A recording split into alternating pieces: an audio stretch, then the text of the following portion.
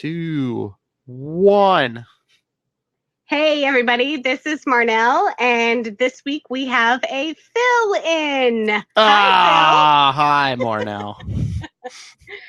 So Diane can't join us this week because she got bit, but she is doing very, very much better, and I think she'll be very, very happy. She did have hip surgery, so I think she's talked about that before on the show, where she's just getting old and can't run from the walkers anymore, and she had to have hip surgery. So she's doing much better, but we will see how she feels when her nerve blocker wears off.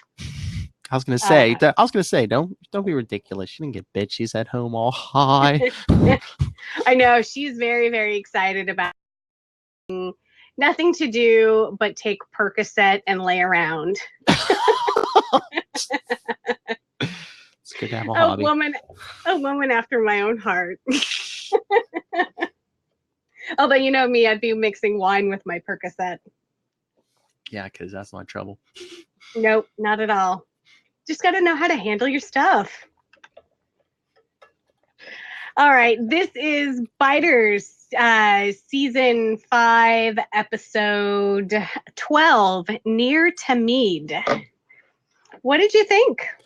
Like we were talking about before we got on here. Yeah, I mean, it was good. It was a little different because half our cast didn't make an appearance. Mm-hmm. And I mean, I like the rabbi. I hope he sticks around. But I recognized him. Guess where I recognized him from? You'll never guess. The Colony? No, Law and Order. Okay, yeah. He's been in several Law and Orders, Law and Order SVU, NCIS. We'll get there. Yeah, because everyone's been on Law and Order. Right? Do you have a rating? I give this one... I mean, it was a good episode. Any problems I had were probably just little nitpicks. I'd probably give it a B+. Or, I'm sorry. Hold on. I know the system. Probably give it. Do you want to hear my rating? Yeah, sure. 3.7 faithless faith leaders. Oh, nice. Yeah. I'll probably give it 3.9 eternal flames. So since you haven't been podcasting us with this season, overall, how does it compare to the rest of the season? Because Di and I have been rating the episodes pretty low lately. I know. Because they have been kind of I don't want to say off book because we have no source material, but it's very off brand, and we've been missing a lot of characters. We haven't seen Luciana in 3 episodes. We haven't seen Wendell since like season 2 or whatever. No, we haven't seen him since like episode 2 of this season or something crazy. They've alluded to him, but yeah, it's just we've had a lot of kind of very focused episodes that just really haven't been working. I mean, what do you think? I like the season. I mean, I feel last season was a lot stronger, but I'm still enjoying this season. But I don't know, is it just me, or does it seem like this season they're relying more on like gimmicks, like the plane, the nuclear reactor, radioactive walkers? Yes, and we're chasing our tails. Mm-hmm. Like everything seems to go nowhere. I mean, we've gone round and round with the plane, and that never went anywhere. We went round and round with the nuclear thing, that never went anywhere. We went round and round with the mysterious guys in the black Kevlar outfits, that didn't go anywhere. Grace isn't dead. We haven't lost anybody. Mm-mm. I mean, other than children running away from us, but whatever. Your favorite. I know, kids. So yeah, it seems like we've done a whole lot of nothing this last half of season 5, and it's very, very frustrating. I still hold out hope. I keep holding out hope. And like every time I see stuff for the next episode, I'm like, the next episode is going to be great. And next episode, it seems to get a little bit better. Like I think I've gone from like 3.4 to 3.5. Now I'm at a 3.7. Next episode looks like a lot of this may come to a head, but I don't know. It could just be creative editing on the, Yeah. advertisement team. It just seems slow this season. It's like one of those things. It's like, you might pick up your phone to look at your phone while the episode's on. It's like, and I don't remember doing that last season. I was enthralled the whole time. Engaged. Yeah. Yeah. So I had the opportunity to watch with Di this because I was at her house this weekend. Oh. Yeah, so we actually watched together and we were still she did her knitting and I kind of played on my phone and yeah, it doesn't really catch my attention. And it was funny because she made me watch 6 feet, and I say made me, I have started watching it since, but it's just the initial, you have to make somebody watch something and then they'll watch it. Yeah. She made me watch 6 feet under. Mm. And I think I watched like the first 3 episodes. I was not on my phone the entire 3 hours that I watched the first 3 episodes of 6 Feet Under. So if a show from 2001 can get my attention and a show that I podcast about is not really doing it for me, then yeah, I don't know what to say. I hope it gets better. I mean, as a regular listener of Biters, I'm just disappointed that you two didn't, like, I don't know, video or at least like audio record your slumber party while you watch that episode. What's funny is on the very, very last day I was at her house, Di and Nick, Di's husband, and the other Real Housewife of Alaska, Amy, and her husband, and I all sat around and played Cards Against Humanity. Oh, yeah. And it was the first, I was like taking pictures of the dogs because I was like, oh, I don't have any pictures from this trip. There is no evidence this trip ever happened except for a whole bunch of receipts from our shopping. Oh, we are terrible influences on each other. It was bad. Just wait. Just wait in a few weeks. You might hear some stuff from us. Lilith Hellfire's coming to town. Charlie's coming up here. Oh my goodness. And we're going to Dave and Buster's. Lilith said she's already anointed me designated driver. So Okay, so you have to tell Lilith this for me if she's not listening. So anything on the dessert menu for Dave and Buster's, this is a little known thing, and maybe it's only done at the one in Honolulu, Hawaii, but anything on the dessert menu at Dave and Buster's, they will make you a milkshake, a alcoholic milkshake. So like if you have their angel food cake, they'll put it in a blender with like a scoop of ice cream and some rum. Oh. Or yeah. So you have to pass that one on to Lilith for me, that anything on the dessert menu can be made into an alcoholic milkshake. Thanks. I knew I was going to have to carry her out of there. I mean, come on. German chocolate cake as a milkshake with alcohol in it. That sounds fabulous. And God, what could be better than throwing up German chocolate shake? America. Oh, so that's a little bit out there for the listeners. You can have anything at the Dave and Buster's dessert menu made into an alcoholic beverage. And like I said, it may have just been the one at the Honolulu one, but I'm sure that the bartender at Dave and Buster's is going to be like, "That's a genius. Let's try it." Oh, Will's going to be pushing the limits. I can just see it. Now you guys have to video that. I'm going to try. I want to record as much as I can.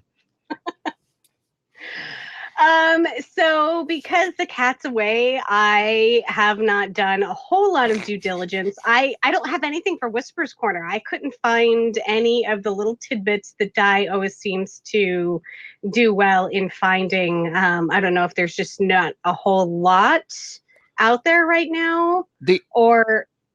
I mean, I know I said I didn't have anything before, but what I did remember is, I don't know if you saw, when the Walking Dead comes back in October, it's going to be, first it's going to be up against Supergirl, which is moving to, it was on Sundays at 8, but now Batwoman's there. So now Supergirl is going to be on Sundays at 9, opposite of Walking Dead. And then I think it's at October 20th, whatever that Sunday is, that's when HBO's debuting that Watchmen series. So eventually it's going to be Walking Dead, Supergirl, and Supergirl, Watchmen, and Walking Dead all on at the same time. Oh no. Yeah, That's, I have to say that maybe, and the sports ball and the sports ball. Yeah. And any sort of like disastrous weather coverage that takes our attention this week. or Dr. Pimple Popper. Or 90 Day Fiance. Alaska Bush people. Oh no. So So I'm just worried. I don't think Supergirl's gonna take a lot of because I know that I don't think the ratings are the best over there, but I'm just worried of when it comes on, is Watchmen gonna take ratings from Walking Dead? I mean, still it's has impressive ratings, but it's like, Walking Dead's going into its 10th season and Watchmen is like this brand new thing. the only thing I have to say is it's HBO, so that's another channel you got to Yeah. pay for. So, and Lord knows most of us only pay for it when Game of Thrones was on, and Game of Thrones isn't on anymore. Yeah. Oh yeah. That's what was that what I think Lilith was telling me. Yeah, like they lost a ton of people when Game of Thrones went off the air. But they same thing when oh God, the one with Sookie Stackhouse. I used to watch all the time. Oh, True Blood. True Blood. True Blood was a huge juggernaut for them in the beginning. And after True Blood, it was like, what the heck are we going to do? And then Game of Thrones went out and they were like, we got this. Yeah, they just got to find the biggest hit, because even before that, with The Sopranos, I think was keeping HBO alive. Right, right. And now they're going to do the prequel to Game of Thrones, but that's probably going to take 8 years since season 8 took 2 years. Yeah. Speaking of ratings, though, we were at another all-time low for Fear the Walking Dead. And that's the third time this season that that's actually happened. So anytime you hear us say that this is a season low, it really is the next season low. We're not just repeating that. We went from 1.44 million views to 1.14 million views. And there was no extenuating circumstances other than I think, and they didn't mention this, but other than I think that maybe a lot of people, whether willingly or not, were watching storm coverage. Yeah. Yeah, because I mean, 1/3 of the country has like this major storm happening right now, and the other 2/3 is being forced to watch this slow motion disaster. Yeah, but they don't break into AMC. But yeah, I could see like, yeah, down in the Florida area and stuff, people watching the weather, because I know Lilith is down there, and she said she wasn't right on the coast, so she didn't have to worry about like actual wind damage and stuff. But I know they were worried about flooding. Right. So whether you're actually watching the weather because you're experiencing it, or your power's out or you've left Oh, home, you don't true. have time. Yeah, you don't have time to watch. Like there's at least 4 states that probably aren't watching because they're not at home. So there's that. But no, it didn't mention anything like that in the rating stuff that I saw, but I have to think that that probably takes a little bit off of it too. I think there might have also been a Democratic debate on Sunday, which none of us watched because we're still like a year out. With the 50 candidates and stuff. Yeah. I think they narrowed it down to 10 on stage, but there's still like 20 of them running. Good Lord. So yeah, another ratings low. That doesn't bode well, but we're gonna have a season 6. So Yeah, but like, what point do the ratings have to get where they're like, is it worth it to be in the Fear the Walking Dead business? Diana, I think we talked about this last episode where it's still a number 4 show on AMC right after Walking Dead, Better Call Saul, and something else. Preacher? No, Preacher was number 5, I think. Oh, okay. Yeah. 5 or 6 actually. So I mean, the number 4 show on your networks. Yeah. Well, yeah, that's true. It is AMC, so I'm guessing if it can keep that like one number 4 slot, yeah, it's. Yeah. But honestly, I think they're gonna have to do something soon. They're gonna have to make good on Andrew Chambliss's promise to completely turn the world upside down, or they're gonna have to integrate it with one of the other shows at some point. because I just don't see this one surviving in its current incarnation. Well, again, I mean, you said, he said they're going to turn things upside down. It's like you said, we haven't even lost anyone this season yet. So it's like, how wild and crazy can it get? No one's died. Well, we could kill everyone right at the end. Like, Luciana dies of infection. Grace dies of her radiation exposure. Charlie dies of stupidity. In fact, all of the kids die of stupidity. June refuses to marry John and he shoots her. I don't know. We could totally... Are you trying to kill Thomas right now? Well, it seems like she's putting it off. She keeps saying, not the right time, not the right time. I know, but I was thinking about this the one day. It's like, well, how official are any of these marriages? Right? I mean, right? I guess they have a rabbi now. They could, kind of make it official. True. That's very, very true. A faithless rabbi. Well, still with paperwork. But no, it's going to get to a point at some point where it's just going to be like, there never really is a right time. Let's do it now. And then Logan's going to attack. Logan, don't get me started on that. Well, like I said, the cat's away, the mice will play. Let's see. Our writer for the episode of somebody we have talked about ad nauseam, David Johnson. This is his 12th writing credit. And previously, his only other writing credit was for The Following. And our director was Michael Satrazemis. So not much going on there. We should probably just get into our goods, bads, and uglies. So do you have goods, bads, and uglies? It's been a while since you've done this format. Yeah. All right. Hit me. I'm trying to decide. I actually had two goods, both characters. My first good, I like the rabbi. Yes, that was also my good. Yeah, when I first saw him in the beginning of the episode, I'm like, oh, is this going to be like from the regular series? We're going to have another holy man who locked his congregation out of their place of worship. That's exactly what we thought. I mean, they did a twist on it, but I was like, again, at first I was like, are we going to do this again? And we kind of did, because I looked at Diane after he did the whole, when he was talking to Charlie about the whole ritual of everything and the thing that he spoke to his congregation about, that one day their souls would rise up and rejoin their bodies. And he's like, well, it's half right. Yeah, I did like that line. And I was like, oh God, he's waiting for their souls to rejoin their bodies. That's why he's got them all trapped in there, and why he won't shoot them. He'll stab them in the head for some reason, but he won't shoot them. And so I looked at Diane and I was like, that's exactly why, is he's waiting for the souls to rejoin the bodies. And we're going through the whole Herschel thing where there's a cure, I can help them. And then we're also going through the whole Gabriel thing where it's like, I locked out my congregation. And I think that we've seen this recycled plotline a couple of times. Yeah, like I said, we're either working with gimmicks or we're recycling stuff, with the holy man, or even a few episodes back, zombies in a mall. We haven't seen that before. Right. But yes, I absolutely loved Rabbi Jacob Kessner. Yes. He was also my good. I hope he sticks around. And my other good was, pretty much anything Sarah said.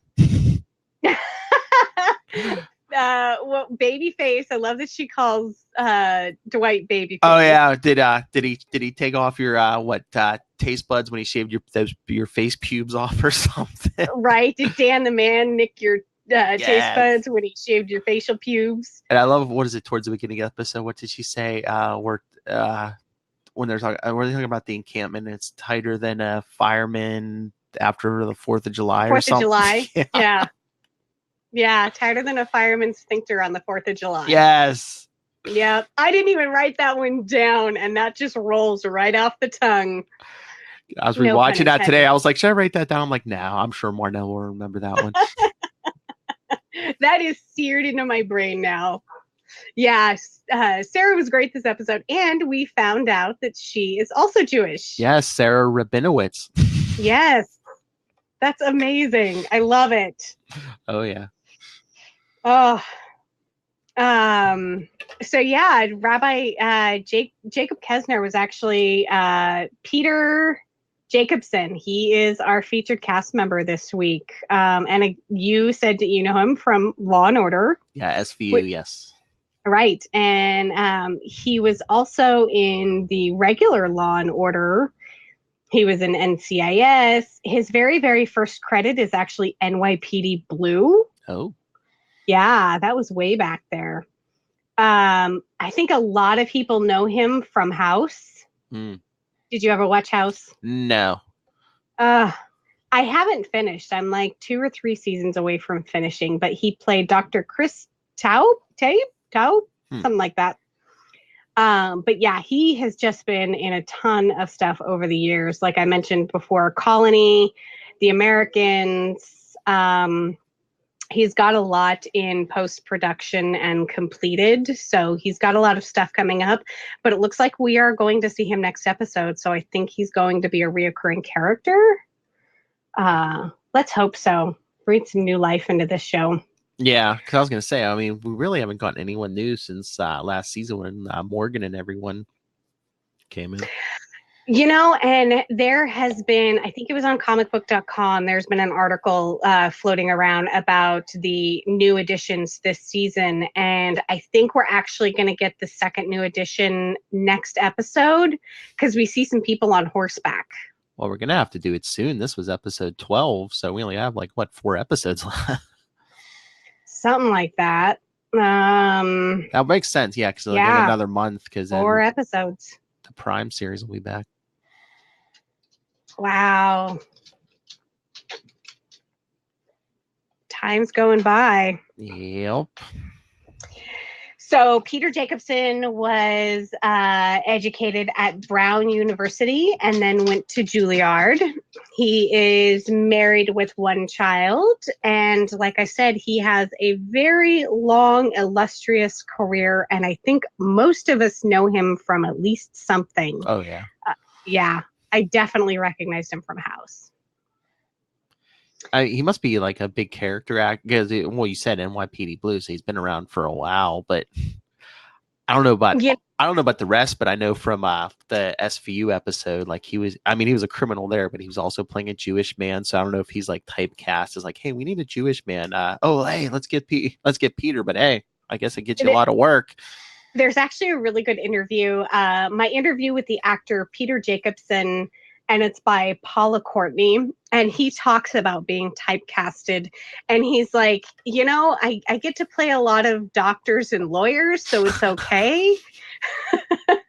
He's like, and he was actually, when he grew up in Chicago and he wasn't, his family wasn't big into the Jewish community. And he said since moving to New York, he's found himself more and more involved in the Jewish community. So he actually doesn't quite mind it, except for the fact that he feels that he can't really spread his wings as an actor a lot. So, but it gets him work and it gets him steady work. So he's doing what he loves, and there could be worse things to be typecasted as. Oh yeah, I was gonna say I'm sure he gets a lot of work, but probably the only downside is if you play a lot of doctors and lawyers, you have to memorize a lot of legal jargon and medical jargon. Which there are worse things to have to memorize. That's true. I mean, everything has its downside. I mean, probably look at Keanu Reeves right now. He was like, oh, I have to learn more about guns. Again, could be worse. Right? It could be worse. So, Rabbi Jake was also my good. So, what was your bad? Just Charlie. Oh God, she was my ugly, and she was an ugly bad. So you and I are really on the same page this episode. I mean, I understand. I'm a father. I have a 6-year-old son. I get that children get scared at times, and the zombie apocalypse would be a scary time. But I'm just like, why is she running away? Why? I don't know. Why is she inviting herself to stay with this random dude? Well, she was ready to invite them all to stay with him. she was ready Right? to invite the whole group, and I'm just like, why do you think you're so much safer here? I know there was like a fence and there's like four walls and a roof, but it's like you're really not that much safer. No, I guess it's the view of the zombie apocalypse through a child's eyes, but and June actually, she made a really good point when she pointed out that, yeah, there's a fence, but there's no fresh water source, and exactly. all the other things that June pointed out. And it's like, yeah, I guess a kid would see just the safety of the fence and not take into consideration anything else. And it made me think, how old do you think Charlie is or supposed to be? Like 13, 14? I don't know, because that's what I was going to say. How much longer can we play as our child? Because is it just me, or does it seem like I saw her standing there in one scene. I was like, did she have a growth spurt since last season? Because she seems a lot taller. Okay, there is a scene that I think it was when she and the rabbi were at the fence for the first time fighting off, and she took this like kind of fighter stance pose, Mhm. and Diane was like, "Oh my God, that looks like Alicia," Oh yeah, and yeah, totally looks like Alicia. I mean she's almost. Like, I mean she's pretty much looking Jenna Elfman eye to eye. You know. right, right, but God, Alicia was probably what, 16, 17 when all this started. So we've kind of seen her grow up into a young woman. And so I think Charlie is right there. I mean, I imagine her character to be 13, 14, 15, somewhere like that. So it's not Yeah, going to be but a couple of years that she's going to be Alicia 2.0. yeah, that's true. That's true. But think of how frustrated we were with Alicia when she was like kind of this age, where she was like running off and talking to people on the radio and Hmm. doing stupid teenage stuff. And so I had to take that into consideration. But definitely Charlie running away was like, really? Yeah, I know. I just love when June's asking her, she's like, why'd you run away in this? I was just waiting for her to give her the whole, I learned it from you, mom. I learned it by watching you. Exactly. I was like, June's the last person to get yell at her for running away. Right? Exactly. And I think Alicia, or not Alicia, look, there I Charlie. go. Charlie actually kind of threw that back in her face too, where she was like, yeah, but look how the last convoy turned out, And Yeah. June's like, it's not going to be that way. And Charlie's like, I thought that from the beginning too. But no, we were mentioning it, about Charlie and everything. Do you think, I mean, maybe Alicia might still be radioactive? Could we maybe lose Alicia? Should they be grooming Charlie to be like the next Alicia? I really hope not, because Alicia is really, really what keeps me off the edge. Oh yeah, I love her and Morgan. Her and Strand, I mean, they're Yeah. the Oh, and OG Strand. characters. Yes. Yeah. Yeah, Those three are probably my top favorites. yeah, Although yeah. I mean, although Jenna Elfman is very good also. So don't send me hate she mail, is. Thomas. No, and that's the thing is I really like all the characters, even Al and everything. And I don't know if you listened to the last episode, but I Yeah. figured out what's been bugging me about Al is like it's the same thing that's bugging me with the entire season is we are just not moving forward in any way of growth, and it's driving me insane. Just Um, I know. I mean, just the whole thing with the tapes drives me crazy. exactly. Exactly. She needs to move on and get a new hobby, like, I don't know, helping everyone else survive. Yeah, I mean, she puts those tapes above everyone's lives, it seems, and then it's like eventually you're gonna run out of batteries, and those tapes are gonna be useless.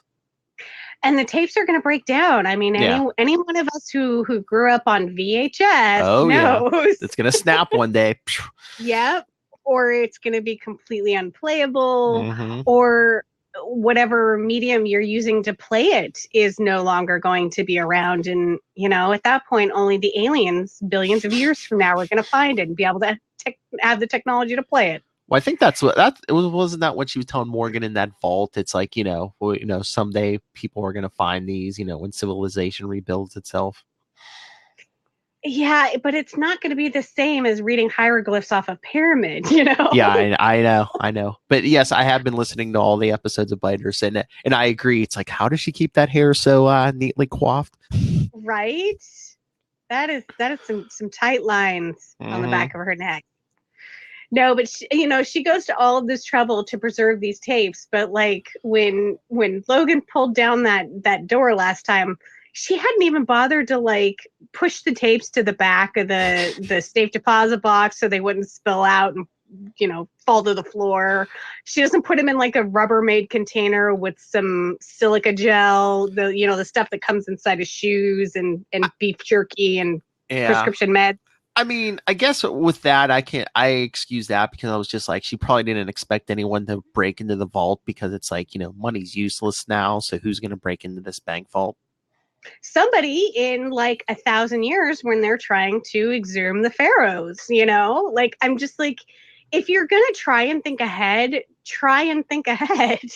Yeah, but I don't know if that's the thing. Like she expected to be back before then. Yeah, that's true. But so, I mean, my point with the silica gel too is if you ever get those little packages, those little white packages that says do not eat, some of them are synthetic, but some of them are actually just like it's organic. You actually can't eat them. Just don't. They don't taste very good. But they come in like packages of beef jerky and prescriptions and things like that. And they're there to keep the moisture from clumping in your vitamin C or whatever. Yeah. And I always keep those little packets of stuff because I live in a temperate rainforest. So they come in handy.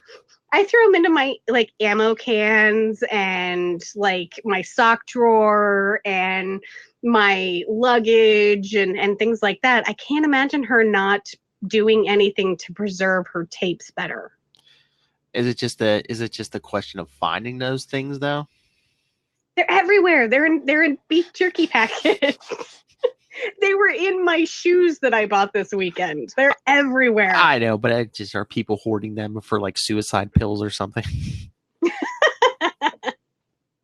No, you can eat them, I swear. I don't want to ask how you know, but okay. Because it's silica. It's just it's basically sand. Yeah. Yeah. But yeah, there's a lot of the characters' storylines are driving me insane, and I don't think it's the character's fault. I don't. It's really just where we are this season. I feel like we're going round and round, and I love all of the characters. I love June. I love Al. I love Salazar, but we are just not moving forward. Well, I think it's like we said, it's a lack of focus, and especially it's like a lack of focus on a big bad. It's like Logan. It's like we're at episode 12 already, and it's like, is he the big bad? Is he working for the big bad? It's like, what is Logan's story? Right.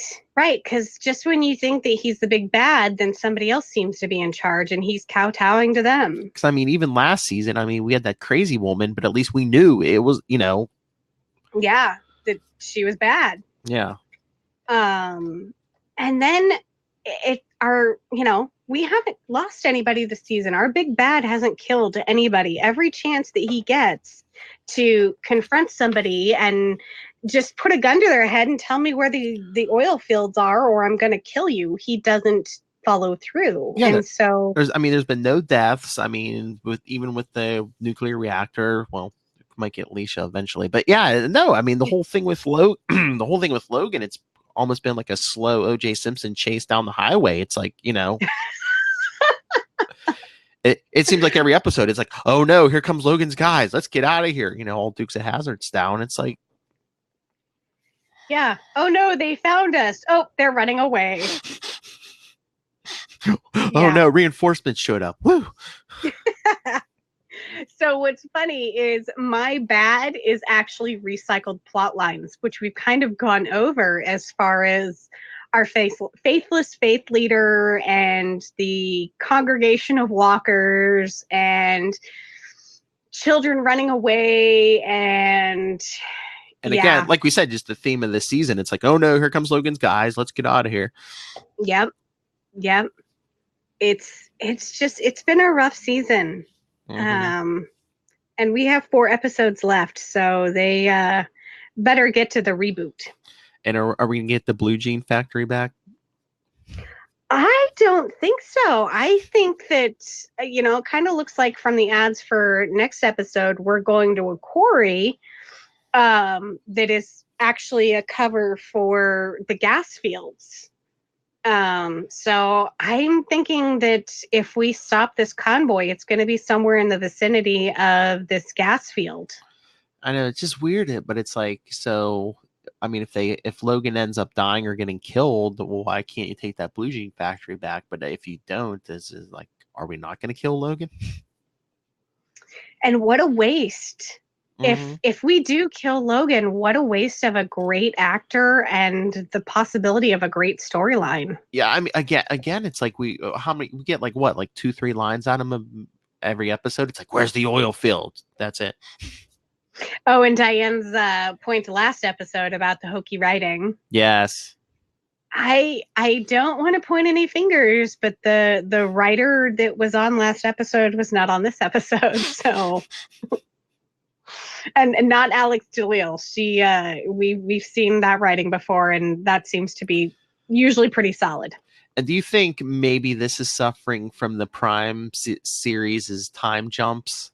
Because since we're so far back in the past, we're like, okay, well, let's show them we do still have gas, and we do still have cars, and we do still have rechargeable batteries and generators and stuff, because we're not as far ahead as the regular series. You know, I hadn't thought of that, but that's a really good point. I wouldn't have considered it they're suffering from it, but you're right. We do have to kind of go with that storyline that up until where Prime season is now, we have had gas that fires and batteries that still work and all this other stuff, antibiotics that are still potent, and we have had all of this, so we kind of have to stick to that a little bit, which makes me wonder if the big turning the season upside down, if we're going to take a huge time jump. Yeah.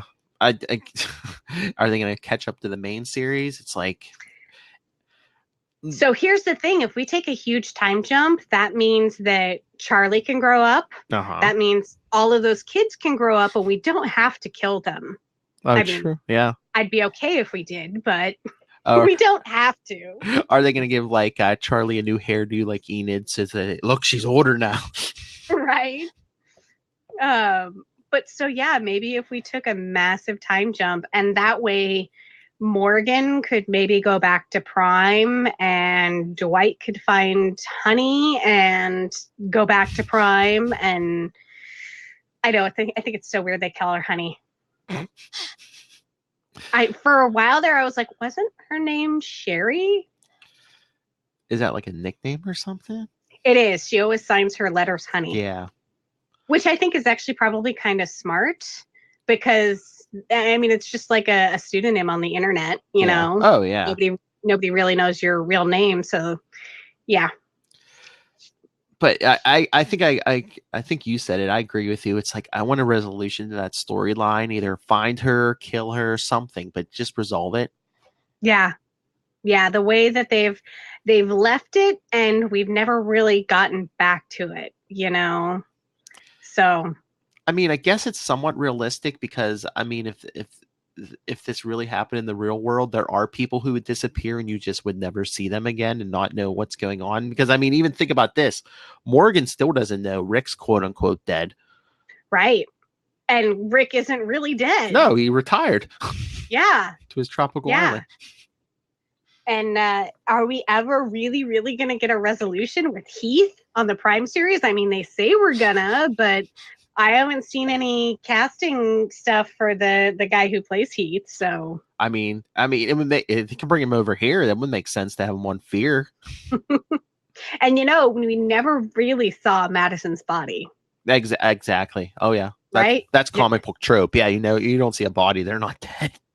Yeah, exactly. Do you think they wrote that intentionally? So like, or if the ratings suffered, or if they wanted to bring the actress back, they could. Absolutely, 100%. Yep. Because I mean, how many times have we done that to Salazar? 3? That's what I was gonna say. If we do a time jump, they'll be like, "Oh yeah, Daniel's been back 6 or 7 times and left 6 or 7 times, and now he's back." And yeah, the guy's got more lives than Skidmark. So did you have an ugly? Charlie running away was my ugly. Probably. I mean, it's I mean, it's very general, but again, it's just like, oh no, here comes Logan's guys, you know. Right? Oh no, oh thank God the cavalry's here. Woo! For a bunch of bad guys who have a ton of ammo to spare, they sure haven't been doing a lot of killing. They're very cowardly, yes. I mean, honestly, just you could kill off all of the main people, and I know that's blasphemous. I'm sorry, Thomas, but you could like kill all of the leaders of our group and take one of those kids and be like, "Where are they getting the oil? Tell me, or I'll shoot you." And those kids are gonna fess up because that's what kids do. Do the kids know? That would be a smart move. The adults don't tell the kids where the oil field's at. I would imagine at least Charlie knows. Charlie, yeah. It seems like they take that they take that truck everywhere, and they also go with it everywhere because I don't know, maybe they're guarding it.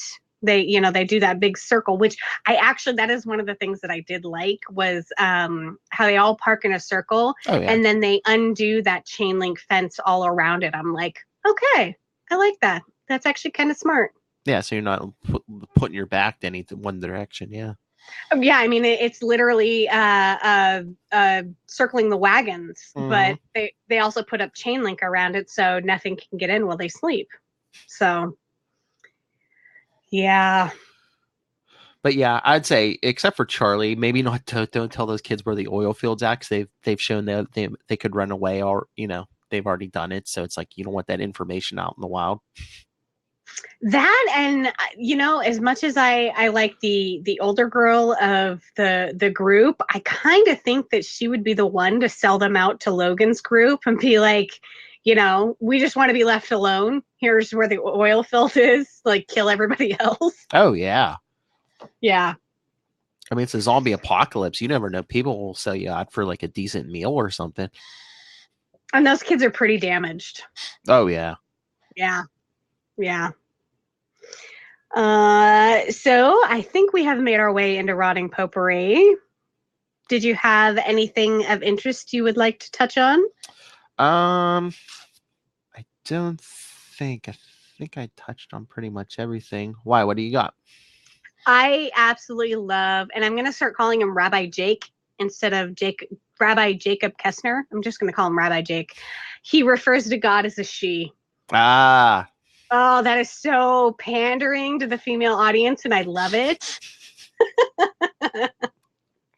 Later in the episode, I think Charlie referred to God as a he, and he sort of went with it. So apparently God is gender fluid, which is totally cool with me. But I absolutely loved how he kept saying, she led you here, and she left us with a win-win. So that hit all of the good feminist buttons in my book. Oh, what did you think of June? What did you think of June and John like trying to get over the walkers by walking over those ladders? Okay, so did you ever play Hot Lava when you were a kid? Yes. Oh, that was so hot lava for me. I was like, you have to stay on the furniture. You can't touch the floor. It's hot lava. Yes, my son will play that. Yes. So for a brief second, I thought it was super fun, but we all knew it was going to end in disaster. Oh yeah. I actually figured June was going to miss a rung on the ladder and like have her leg go straight through. But man, they've got a lot of ammo for their little 6-shooters. Well, yeah, we got to get those trick shots now. After the old West town, now we know John Dory's a trick shot. Right, split the bullet on the axe handle or on the axe. Yeah. But yeah, I was watching them and I was like, yeah, no, they're gonna get stuck on the car. And I don't know. I feel like the zombies were a little bit faster this episode because when they were leading them into the synagogue for the last time to trap them there, I felt like they were shambling a lot faster than we normally see zombies shamble. Yeah, I think they speed them up or slow them down as they need to. Yeah, because I feel like if I were stranded on top of that car, and not like Morgan stranded, what was it, last season? Because he had his hands tied behind his back, and that just adds a level of difficulty that you just don't want to attempt. But I feel like, I don't know, the rabbi and Charlie could have probably made some noise to distract, and like John and June could have made a run for it. Mm-hmm. And I mean, because we can still sprint faster than zombies. These aren't 28 Days Later zombies. Oh yeah, or like they showed, just like run up some steps, because I mean, when those zombies were headed up towards like the altar or whatever, there was like what 2 or 3 steps, and they were all tripping over. Right. And that brings back something from the first episode of season 5B, when Alicia was pounding those stakes into the ground that had the tripwire between them. Mm-hmm. And then the episode where we saw Salazar and he had a curb set up, and the zombies would trip on the curb and, get their impale themselves or something like that. And I'm like, we really just need to set up a whole bunch of knee-high barriers. Just like 5 or 6 of them within 10 feet of each other, and we could just pick off, pretty moderately sized herds without too much effort. Just a couple objects on the ground, a few tripping hazards. Exactly. And then we wouldn't be in this situation. But I do have to say, one of the things that I loved about Rabbi Jake is he is a man after my own heart. 1, he had a vineyard. Oh yeah. 2, he did not let the zombies pile up on his fence. No. Yes, he had a building full of them that he was trying to keep in, but he would go out and patrol the fence and kill the ones that were on the fences so that they didn't knock down his fence. So, we need to start thinking of doing these things like trip hazards and fences and stuff like that. Well, yeah, I mean, 1, he's there by himself, so I mean, yeah, you really don't want that. You got to really watch that fence. And 2, it's like, again, 2, he's by himself, so he's probably bored. So it's like, yeah, right. So he said that he couldn't shoot any of the zombies, but he did right when he met Charlie. He fell on his back, and there was that one next to him, and he pulled the trigger and shot it. Mm-hmm. So is it just the ones that were his congregation that he couldn't shoot, but he could shoot the ones coming in from outside the fence? Maybe, or maybe he wasn't going to do it if it was just his life in danger, but if it was someone else's life in danger, he was willing to do it. Well, when he said he couldn't shoot him, that was June, John, and Charlie's lives. So I'm just like, there was a weird continuity thing that they need to explain. Was it just his parishioners or his congregation that he was like, I can't? But the random zombies that stumble up on the fence, he's like, I can totally shoot them in the head. Well, maybe it was the people, people he knew personally he couldn't, but some random stranger walker, he probably could. Yeah. I feel like there was something left on the cutting room floor that explained that we didn't see, and I was just like, but he shot that one in the head earlier. Yeah. I loved it when he was talking to Charlie at the fence, and she's like, yeah, I got separated from my group. And he looks over to her and he's like, you have a group? We have to get you back to them. So again, a man after my own heart. I know. And then how many do you have? Oh, we're like 36 now. And then he was like, oh yeah, what is it? Supposedly there's 36 righteous people on earth or something. Oh man, that's so disheartening considering there's 8 billion people on this planet. Yeah, I know. It's like none of them are in politics. Right? But I was just, when he said 36 righteous people, I was like, oh, are we going to get another pep talk from somebody? Oh, that's funny. Yeah, and there were 36 because that was the head count that Dwight had. Because there's one short. One short. Yep. Impossible. Who's missing? And what's funny is they hadn't shown her. Like, I knew it was going to be Charlie. Mm-hmm. Yeah. Yep. I loved the walker in the very beginning at the convoy. I know we've been talking about how they keep finding more and more elaborate ways to kill zombies, mm-hmm. but this is just a good old fashioned, we're going to run this zombie over 12 times. I thought that was great. Oh, yeah. But no, thinking about it, do you think Charlie felt wanted to stay at the synagogue?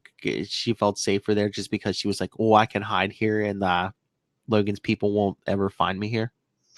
I think she's just getting sick of being on the road. Yeah. I mean, the convoy's got to be really wearing, and to not have a stable place to lay your head and set up a home for someone that age. I mean, I used to work in accounting, not actually as a social worker, but I used to work for the Office of Children's Services. And children crave stability. I mean, Oh you're yeah. a parent. Children crave stability and routine and things like that. And so that's why I'm like, I kind of can't harsh on her too bad for running away and trying to find a home, because imagine just being on the and June was pushing. I mean, John even said June was pushing him too hard, that they were driving by night and keeping watch by day, and people were just exhausted. And so yeah, I really think she just wanted a stable place. Yeah, I could see that because I mean, even if like you take like a long road trip, when you finally get home, you're like, oh, thank God, I'm home. Right. I actually know I knew of a divorced couple that they had one home for the children, and they would move in and out every other week instead of the children moving homes. And that seemed to work great Oh, because the children always had one stable home. hmm. So just something to think about for you divorcees out there. That's interesting. I've never heard of that. Yeah, it totally worked out. But yeah, children crave stability. So I can't harsh on Charlie too hard, even Yeah. though I have my whole kids thing. But I think I would get a little sick of living in the cab of a trailer or a camper or, something like that. Yeah, you couldn't do it for too long, especially having to do it. Like, it's one thing to like go on a road trip and Hmm. at retirement, like maybe tour the country for a couple of months or whatever, but you got to have a place to lay your head and call home. And I mean, I guess too. I mean, like you said, it's pretty extra scary for a teenage girl. And any man you meet or any stranger, you're gonna be like, what's their motives, what's their intentions? I guess, she finds a holy man. She's like, oh, I probably be safe with this rabbi. Maybe, I don't know. Men have the Well, boss yeah, on this show. yeah, true. But I did think that. I was like, man, she has been super lucky with the people that she has found. I would expect there to be a lot more seedy people out there. Oh yeah, especially. I mean, think about it. Once society collapses and there's like no law enforcement or anything. Yeah, I mean, in general, the people in Walking Dead have been pretty lucky. I think the governor was the only one, and that was really just in the comic books. Because like Negan was all about consent and things like that, even though Oh it was yeah. it was sort of forced consent, but whatever. Um, yeah, Charlie's been pretty lucky in the people that she's found, that she has not been victimized any worse than she has. Well, basically, like we said, most of the people on these shows have been lucky. Right? Right? I mean, I would totally expect some sort of like dystopian Mad Max, like free for all. Hmm. Yeah. So, your rating was the Eternal Light, Yes. which, if you had an Eternal Light to keep lit, would you let yourself get down to one battery? No, but again, I just thought maybe that was like he's been searching and he hasn't found any more car batteries or anything. I guess, but I'm just like, always have a spare. Like, if you have two batteries, that means you have one battery, right? Yeah, and I mean, I get it. It's your religion, it's your belief and everything. But I'm like, if I'm down to one car battery, I'm gonna save that for like, to heat the building when it gets cold or something. And I'm sure when the religion started and they had the near to meet and everything, that it wasn't car batteries keeping that light alive. I'm sure it was oil or Oh yeah. wood or, switch to something like that. There's plenty of wood to burn around. So, yeah, you got to change up the medium as the Well, I was thinking about the fire too, because one, well, it's probably too dangerous to light a fire in the building. But two, if you light a fire outside the building, especially at night, that's going to attract walkers. I was surprised that the light that was there didn't attract walkers because it attracted Charlie. I know. I was just wondering if it wasn't that bright. I mean, it is in the building. If it's not too close to a window, maybe it's not. I don't know. Yeah, I don't know how much light is too much to attract walkers. Yeah. I mean, are walkers out there chasing fireflies? Oh, me. That'd be a funny scene. That would be, because I mean, we've had them set of the genius traps that Grace used with the birds. Just the Yes. motion of and the sound of the two birds was enough that I don't know. I don't know if I would have. The light is important, and I guess it brought Charlie to him, but he took it really seriously for a man alone in the apocalypse. Yeah. Like I said, I guess this is faith, but I guess now he's found a new light and I was thinking, was that what the MRAT was in the beginning credit scene? Because it wasn't the Near Tamid. I would expect it to be the synagogue with the Near Tamid in it, but it was actually the MRAT with the light in it. Mm-hmm. So maybe that's how he's going to bring in his new congregation. Well, I think he said, he even said he had stopped believing in God, so why was he, keeping the eternal light? I think he said, all I have left are these, rituals and traditions. Yeah. Which, by the way, his singing in the beginning, I thought was beautiful. Oh yeah. He's got a great voice. And for as non-religious as I am, I think a lot of the rituals are very beautiful, and a lot of like the stained glass and the scrolls and some of the things like that. I think that's beautiful. All these religions, I mean, it gives stuff to people, if they it fulfills a need in some people, keeps their hope up. And I love that he gave Dory a yarmulke. Yeah. And Dory put his hat on over it. Oh, I actually looked it up because I was like, it is one of those things, and I had a hunch that it's one of those things where, even though John Dory wasn't Jewish, it's just something. I was going to say, aren't you supposed to wear it in a synagogue even if you aren't? Yes. Yeah. It's sort of like taking off your shoes in a mosque or something like that. Yeah, it's just a sign of respect. So Diane Good was also the rabbi. She loved his depreciating sense of humor, and she hopes that they keep him. She says, "My bad, censor appropriately." Where the F is Wendell? Yes. Yes. Talk about wasting a great energy and a great actor. She's like, notice I'm not asking, where's Lucy? But no, I mean, I get that they were like trying to I guess build up this friendship between Sarah and Dwight, but I was like, you couldn't include Wendell in that? Yeah, I was really bothered that Dwight is now his wingman. I mean, Diana and I talked about it. They made the excuse that Wendell's back at the camp babysitting, but what a waste of a good character. He's all this time he's been on the road with Sarah and he's managed just fine, and all of a sudden he's not good enough to be her wingman anymore, and it's really bothered the both of us. Is it just a thing maybe that like, I don't know, is it to keep salaries down or something that everyone's not in every episode? Like, again, like we said, no Morgan, no Alicia, no Al this episode, no Strand, no Wendell. So are they just...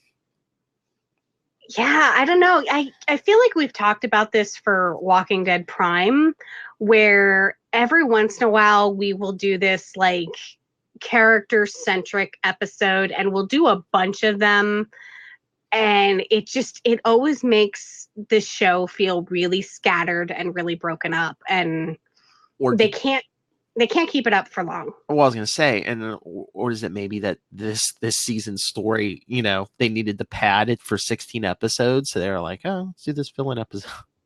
Although it did Yeah. introduce the rabbi, so I mean, I did like that, but So as a listener, you know that Di and I have this thing with the Forbes writers. yes.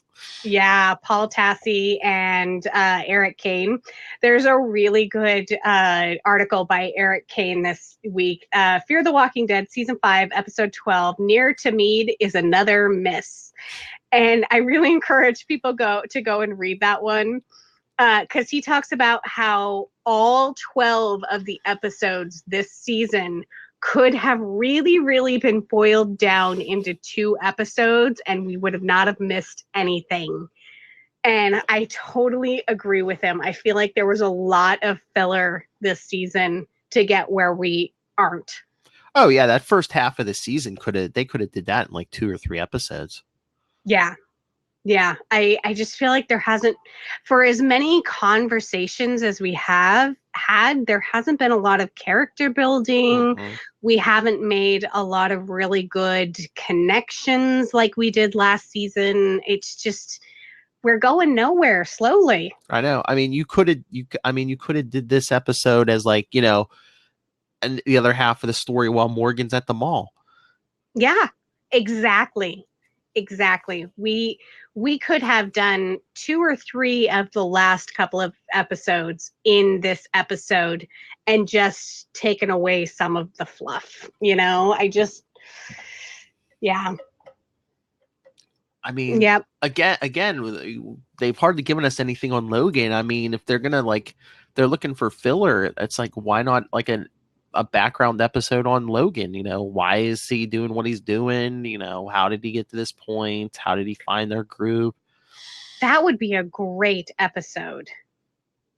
And I would love to know more about Wes, our other new character. Mm-hmm. So Diane said that her ugly is that she'll need to rewatch it before she can really have an ugly.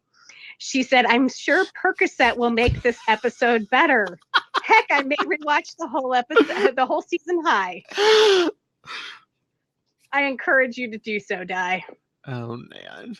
She's gonna be all high. She's gonna be like trying to sing along with the rabbi at the beginning of the episode.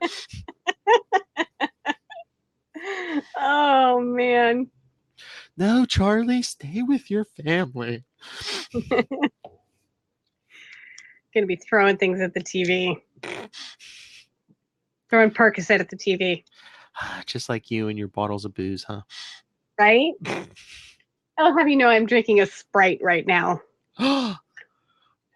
It might have vodka in it. I was gonna say what, and what else is in that glass? Sprite, Vim2, and vodka. Vim2 is a delicious, like non-alcoholic liqueur, which is basically just a fruit syrup that makes everything taste better. So I didn't know you drink non-alcoholic stuff. Sprite with my vodka. Well, yeah.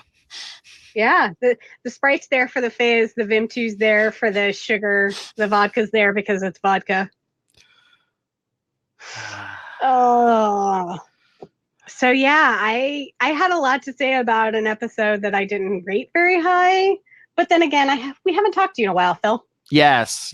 Like I said, I've been listening to every episode, and I pretty much agreed with you guys on this season. It's, I don't know, a lot of meandering. Yeah, exactly.